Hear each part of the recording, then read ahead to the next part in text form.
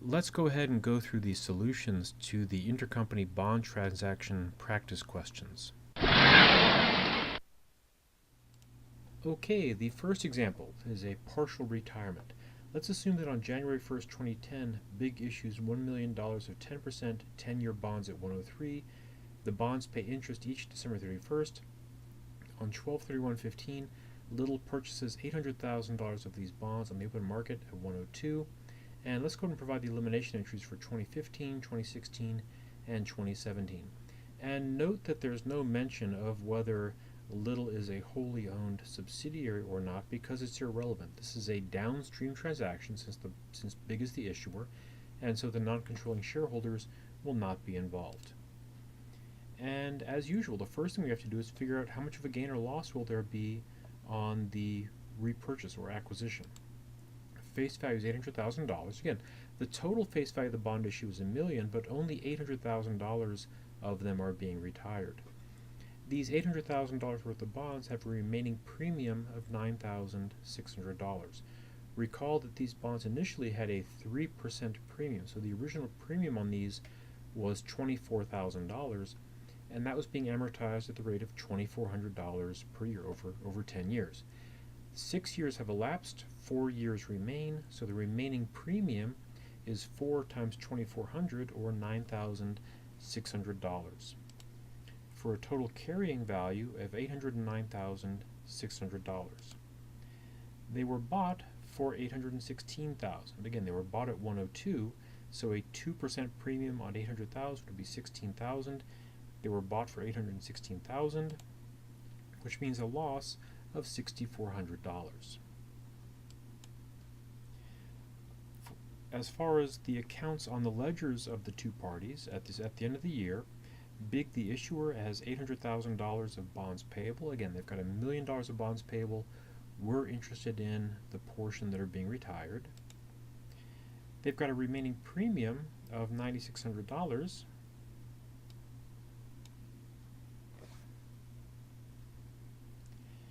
Little, the buyer, has an investment in bonds of $816,000.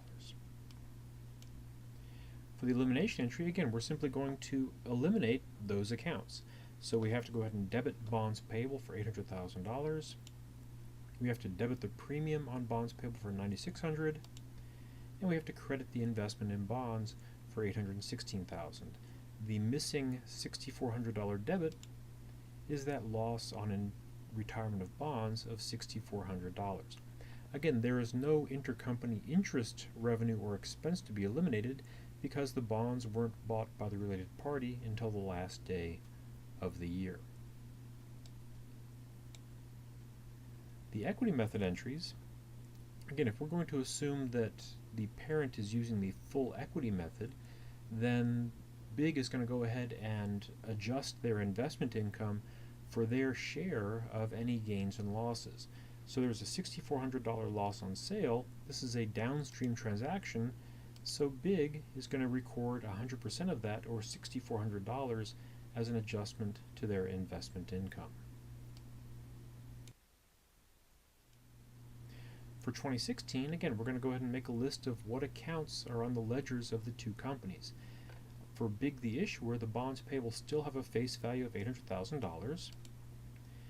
The premium on bonds is now down to $7,200. Recall that there was initially a $24,000 premium being amortized at $2,400 per year. Last year there was a premium of $9,600. That's been reduced by $2,400 down to $7,200. And they've got interest expense of $77,600. Again, the coupon interest, $800,000 times 10%, is $80,000, less the $2,400 of premium amortization. Over on Little, the buyer's books, their investment in bonds is now down to $812,000, again because of amortization, and their interest revenue is $76,000. Again, $80,000 of coupon interest minus $4,000 of amortization of the premium.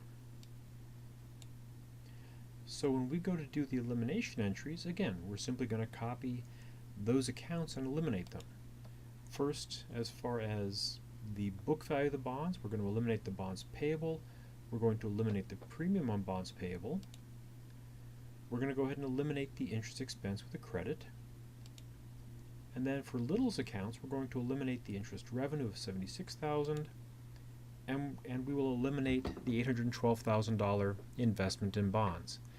Now, again, this entry doesn't balance, and so again, we're going to be carrying forward the remaining realized but unrecognized gain or loss. And again, we have our two questions. First, was this upstream or downstream? This was a downstream transaction, so the non-controlling shareholders are not involved. Second question was, is the parent using the full or the partial equity method? If they're using the full equity method, then that means they're going to go ahead and adjust their investment in Little account. For the equity method entry, again, if the parent Big is using the full equity method, they're going to adjust their investment income for their share of any adjustments to the consolidated income. Looking at the elimination entry, there's a $7,200 debit, a $76,000 debit to interest revenue, a $77,600 credit to interest expense. Net those two things together, and you have a $1,600 credit. And so again, this is a downstream transaction. Big owns all of that $1,600 credit, and so they're going to go ahead and credit their investment income.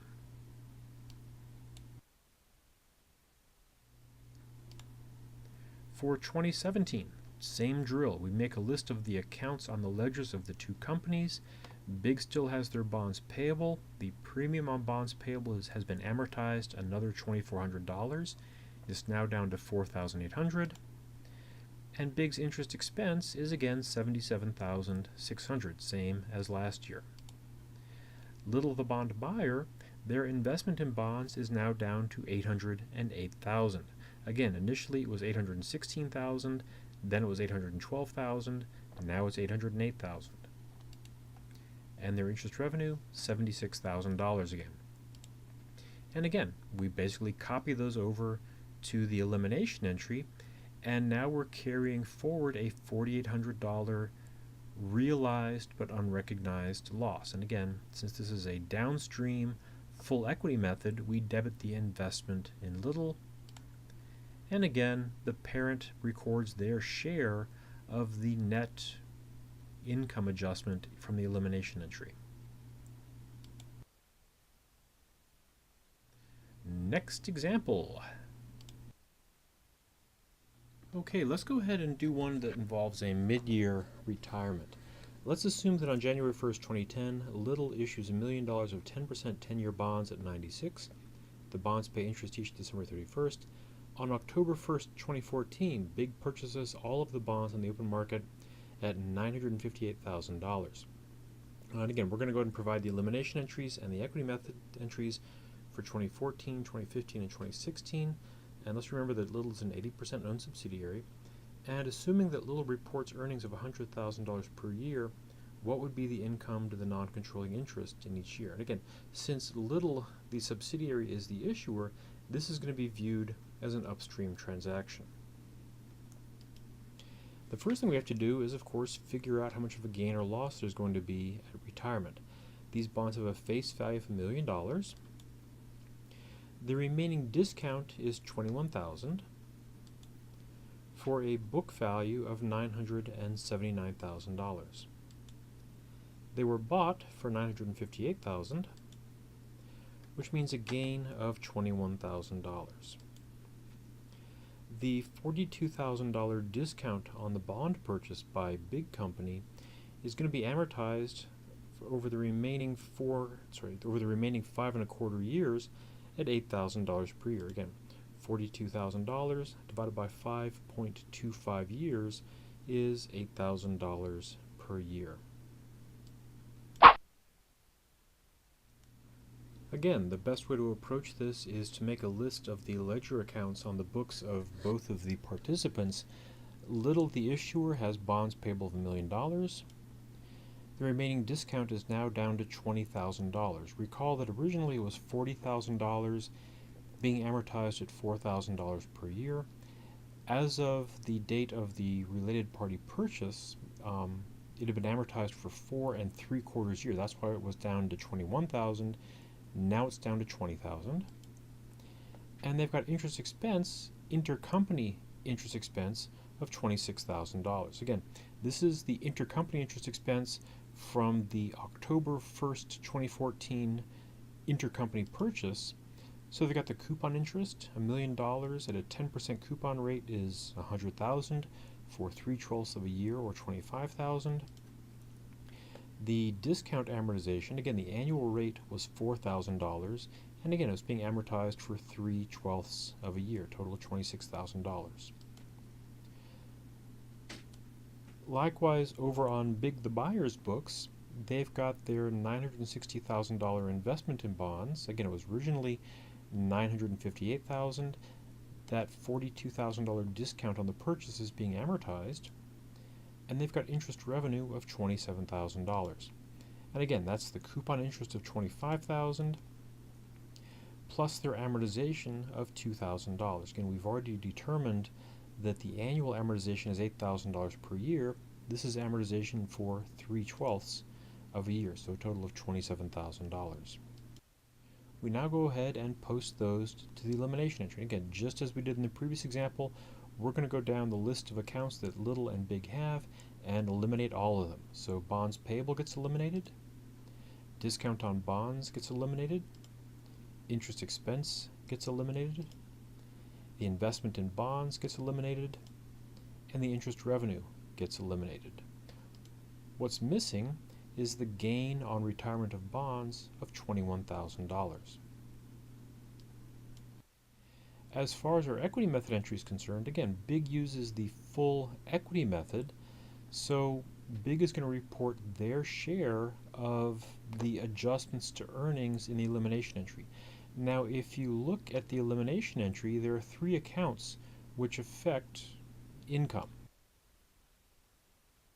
We have interest revenue with a $27,000 debit, interest expense with a $26,000 credit, and a $21,000 gain on retirement of bonds. If you net those 3 things together, they net out to a $20,000 credit. Since this was an upstream transaction and Little is an 80% owned subsidiary, Big will report 80% of that $20,000 as an adjustment to their investment income. Now, as far as the income to the non-controlling shareholders are concerned, again, the non-controlling shareholders are going to be allocated their share, 20%, of the adjusted/realized earnings. So we start with the reported earnings of $100,000 and simply go through that elimination entry asking ourselves, how does that elimination entry affect income? First, we have a $27,000 debit to interest revenue. A debit on the income statement reduces income. Then we've got a $26,000 credit to interest expense that increases income. And then that $21,000 credit to gain on retirement of bonds, also increasing income. So the non-controlling shareholders will get 20% of $120,000 or $24,000. Finally, how much of a gain will we carry forward to next year? Again, there was a $21,000 gain, of which we have recognized $1,000.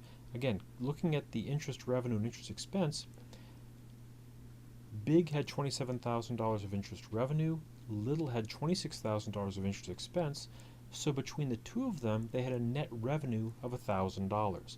So they've recognized $1,000 of that $21,000 of income, so there's going to be $20,000 carried forward to the following year. Speaking of which, in 2015, same drill as before. We'll make a list of the ledger accounts on the books of Little the Issuer and Big the Buyer. Little the Issuer still has bonds payable of $1 million. Their discount is now down to $16,000. Again, it was $40,000 initially. It's being amortized at $4,000 per year. And their interest expense is $104,000. Again, this is now a full year's interest. On Big's books, their investment in bonds is up to $968,000. Again, they're chipping away at that discount. And they've got a full year's intercompany interest revenue of $108,000. And again, we simply eliminate all of those accounts.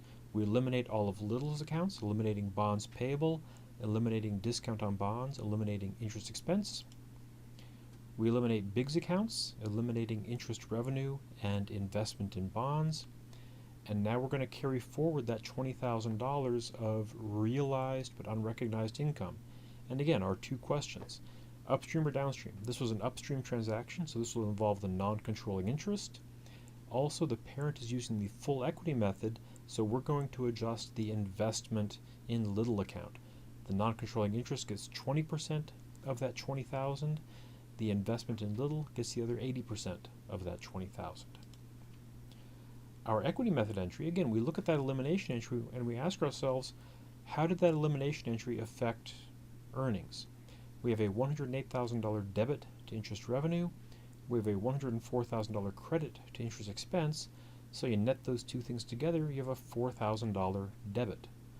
And that's going to be reflected in the parent's investment income. Again, a $4,000 total debit to consolidated income means a $3,200 debit to investment income for their share of it.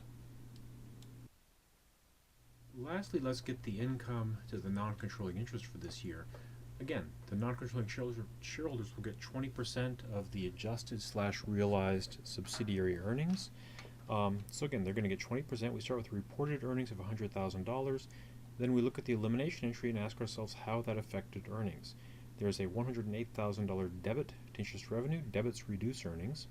While there's a $104,000 credit to interest expense. Credits increase earnings. So the non-controlling shareholders get 20% of $96,000 or $19,200. Finally, 2016. Again, same drill as before. We make a list of our ledger accounts for Little the issuer and Big the buyer. This is probably getting fairly tedious for you if it hasn't been tedious for a long time already. And again, we eliminate all of those accounts.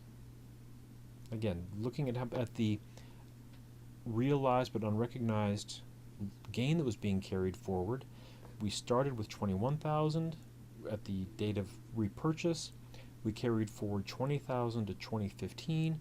Now we're carrying forward $16,000 to 2016, and that $16,000 is being split between the investment in Little and the non-controlling interest in that 80-20 ratio.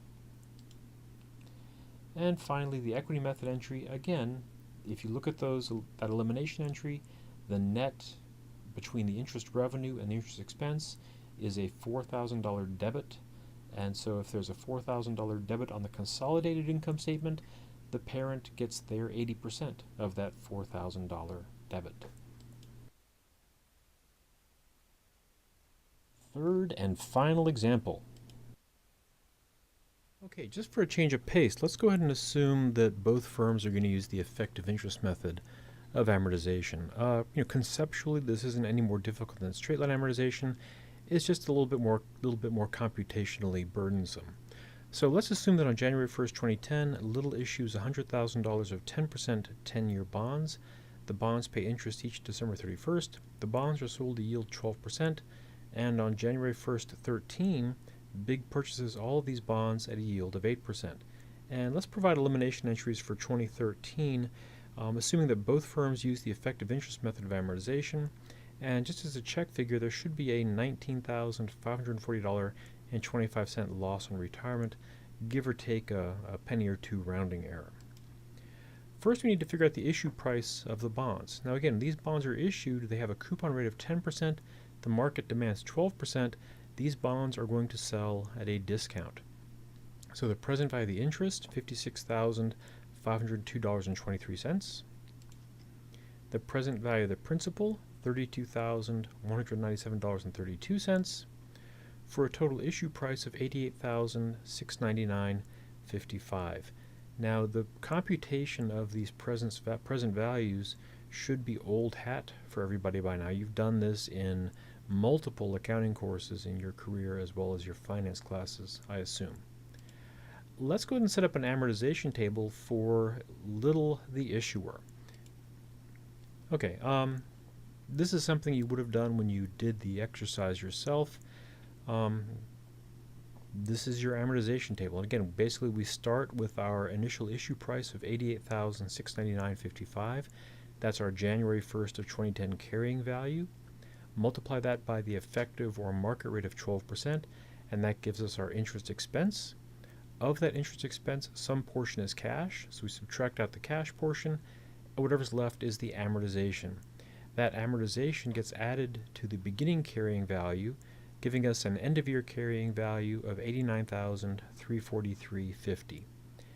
That end of 2010 carrying value becomes the beginning of 2011 carrying value, $89,343.50, and we continue the process, multiplying that by the effective rate to get interest expense, subtract out the cash or coupon interest to give us the amortization. So again, the carrying value is rising towards the face value. So we're starting at 88,700. We go up to 89,000. We go up to 90,000. We go up to 90,800. We go up to 91,700. So the carrying value should be moving up towards the face value. Next, we need to figure out how much big the buyer is going to pay for these bonds and construct an amortization table for them as well. Now, when Big buys these bonds, they buy them at a yield of 8%. So again, the bonds are paying 10%. The market only demands 8%. So these bonds pay an above market rate of interest. Everybody's going to want to buy them. The price will be bid up. The present value of the interest, again, $52,063.70. The present value of the principal, again, these are discounted at the market rate of 8%, $58,349.04. So Big is going to pay a total of $110,412.74. And again, we need to create an amortization table for Big as well. And again, January 1st, 13, their starting value is $110,412.74. Multiply that by their effective rate of 8%, and that gives them their interest revenue, $88,3302. Of that $88,3302, some portion is cash interest, so we subtract out the cash interest, and the remainder is the amortization, $1,166.98. So in this case, we subtract that amortization from the beginning of year carrying value to get our end of year carrying value of $109,245.76, and that becomes our beginning of 2014 carrying value. And again, we repeat the process. The carrying value for Big should be falling towards the face value. So starting at 110,000, falls to 109,000, falls to 108,000 essentially, and continues until at the end of the process, the carrying value should equal the face value.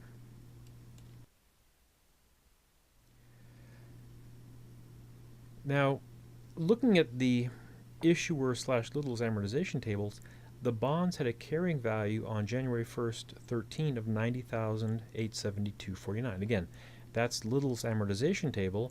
The 2013 line shows a January 1st carrying value of $90,872.49. Big bought those bonds for $110,000, so there's going to be a fairly substantial loss in retirement of $19,540. Again, carrying value about $90,000, bought for about $110,000, so they paid, from an accounting standpoint, about $20,000 too much for these bonds. So they're going to have a loss on retirement.